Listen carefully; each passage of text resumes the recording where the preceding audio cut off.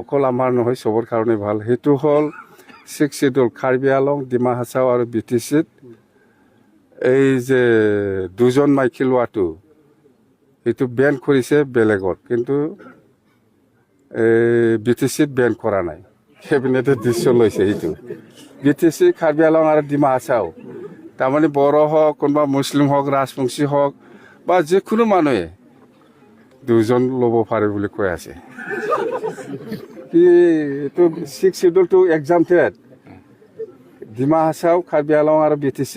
কিন্তু 6 শিডিউল বাহিৰত দুজন চাদি কৰিব নোৱাৰিব গোটাইটোৱে অসম গভৰ্ণমেণ্টে ডিচিশ্যন লৈছে আমিতো আৰু কি কৰিম আপুনি সঠিক বুলি ভাবে ছাৰ এইটো